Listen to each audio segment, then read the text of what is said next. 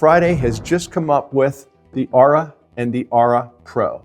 And these are Generation 4 paddles. These are the new foam paddles from Friday. They are coming out on March 6th. They sent me 2 preview copies to do a little hitting with, to give you some impressions. So I'm going to go over them with you right now. So both of the paddles are very similar in weight, twist weight, in static weight. How do they differ? So let's go over the Aura first. The Aura is the basic paddle. This comes in at $129.99. You get $10 off if you use our affiliate code down in the comments. If you just click on it, it'll take you right to the Friday Paddle site. It will apply our code and you will automatically get that $10 discount. The Eula paddles, the Diadem paddles, Honolulu paddles, the Selkirk paddles that are foam, all of those paddles, I've hit with all of them. These are right there with them. I'm telling you right now, they just hit very solidly. In foam paddles, the nice thing about foam paddles is the sweet spot is much bigger than in a traditional paddle because there's no little cells in here, and there are no cells that are going to break down either.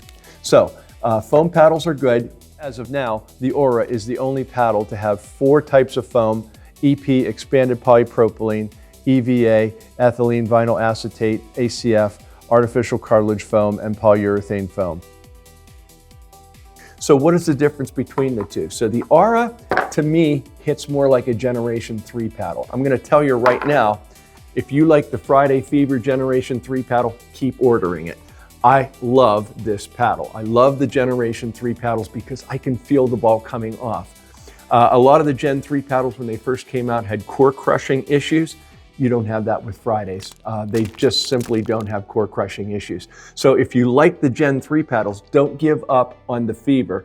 This is the Fever 102, it's the wide body. This is the Fever 101, and it's the elongated version. They also make a hybrid version. So if you're into the different shapes, then you can buy whichever shape you want. But I really fell in love with this 102 very quickly. So the Aura, again, if we're going to that, it hits like a Generation 3 paddle.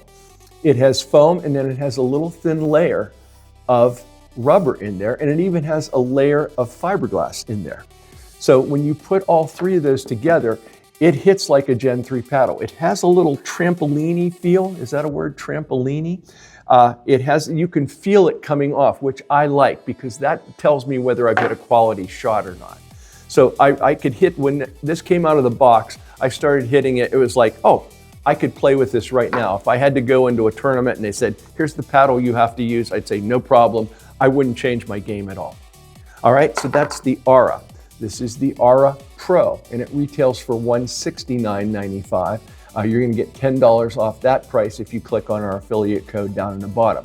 So what is different about the Aura Pro? They use a different type of foam inside the paddle. It's a denser foam and it hits harder. It also has a 30-gram rigid carbon fiber frame, and because the overall structure is more rigid, it has way more pop and power. The swing weight on both of these will vary between 116 and 118. This one came in at 117, this one came in at 118. What is swing weight? It's how it feels in your hand.